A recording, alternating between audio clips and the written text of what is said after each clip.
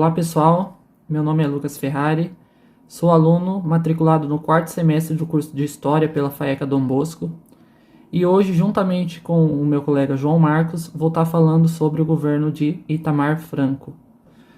Itamar Augusto Cautiero Franco nasceu em 28 de junho de 1930.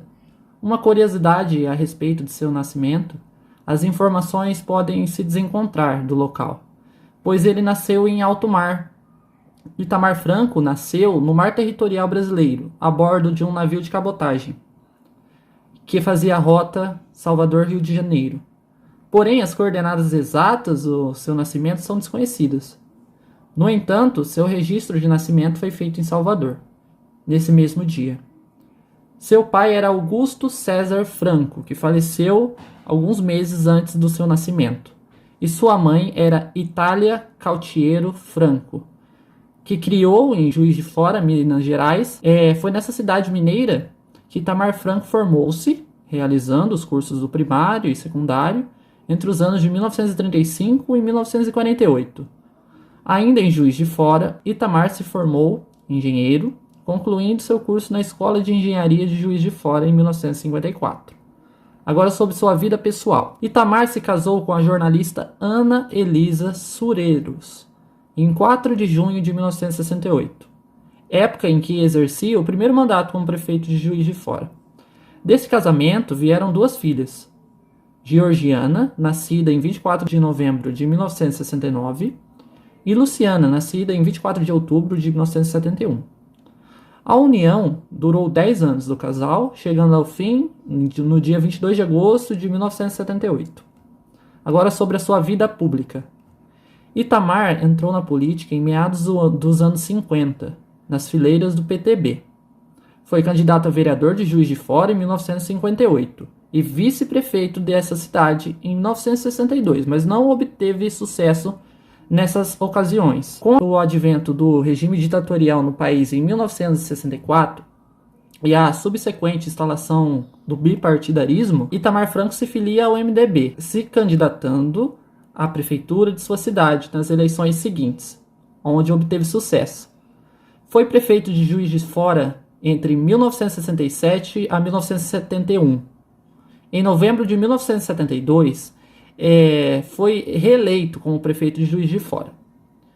Em 1974, ele renuncia ao cargo de prefeito para concorrer com sucesso ao Senado Federal, como representante do estado de Minas Gerais.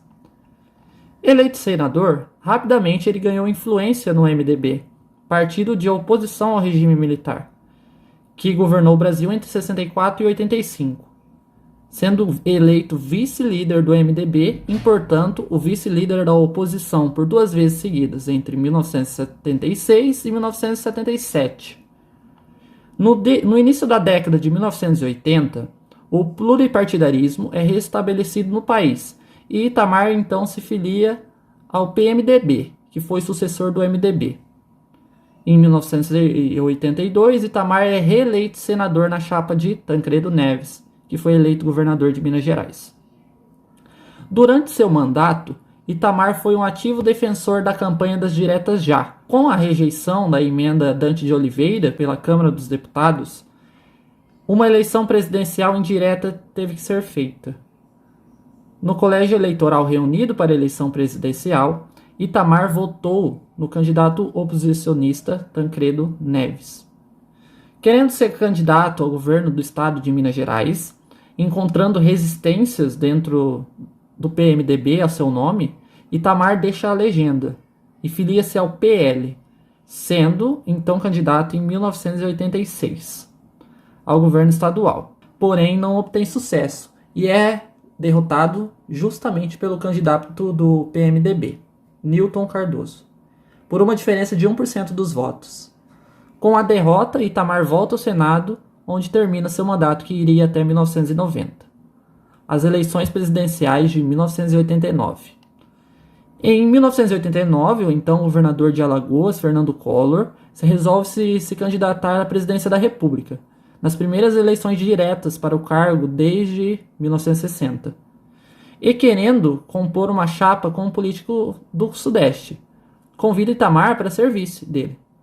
Aceitando o convite, Itamar deixa o PL, trocando para o pequeno PRN, Partido da Reconstrução Nacional, para ser então candidato a vice na chapa de Fernando Collor à presidência da República. Apresentando-se como opositor radical ao presidente José Sarney e defendendo um programa econômico modernizador e liberal, Collor é eleito presidente e Itamar Franco vice-presidente, tomando posse em 15 de março de 1990. Na vice-presidência da República, Itamar logo foi se afastando do governo Collor, divergindo de importantes aspectos da política econômica e financeira adotada pelo novo governo. Criticou publicamente o processo de privatizações e a aplicação dos fundos resultantes da venda das companhias estatais, que para ele deveriam ser usados na área do social. Após a reforma ministerial de abril de 92, em que ex-colaboradores do regime militar Célio Borja, Platini de Moraes e Ângelo Calmon de Sá entraram no governo, Itamar se desligou do PRN em 5 de maio de 1992. O desencadeamento de uma sucessão de denúncias de corrupção contra o governo Collor e do início de uma campanha pelo seu impeachment levou Itamar a acentuar publicamente suas diferenças em relação ao presidente, que em 1º de setembro de 1992, em meio de uma onda de manifestações por todo o país, os presidentes da Associação Brasileira de Imprensa, Barbosa Lima Sobrinho, e da Ordem dos Advogados do Brasil, Marcelo Levinieri, apresentam à Câmara um pedido de impeachment de Collor. Em 29 de setembro de 1992, a Câmara dos Deputados vota a favor da abertura do processo de impeachment de Collor por 441 votos a favor e 33 contra.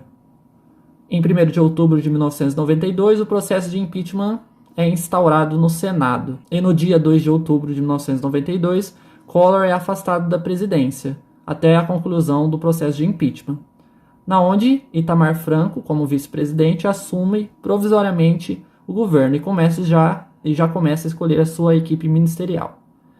Em 29 de dezembro de 1992, começa o julgamento de Collor no Senado, na onde o presidente renuncia por meio de uma carta lida pelo seu advogado no Senado, para evitar o impeachment.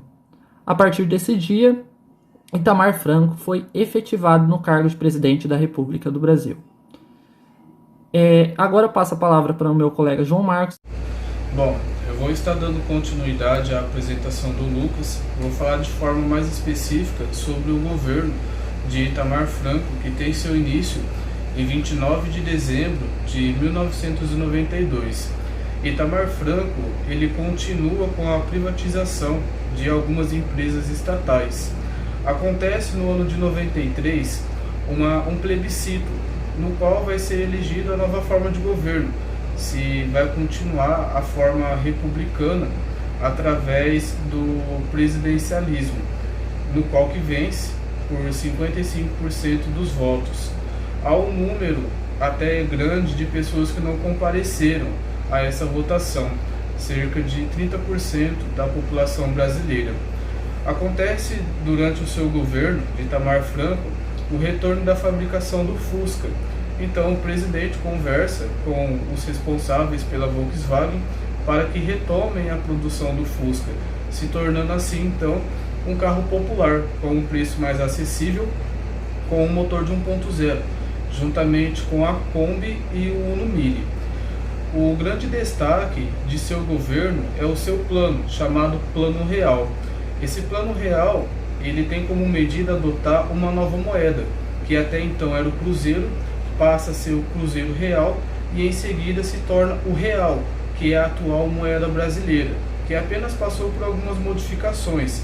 Naquela época não havia a moeda em si, ou seja, os centavos, era apenas as notas impressas. Aí depois surgem as moedas como objetos, seguido também da nota impressa, que passa por algumas modificações, alterando o tamanho, formato de impressão, a mudança da nota de R$10 e recentemente a nota de 200.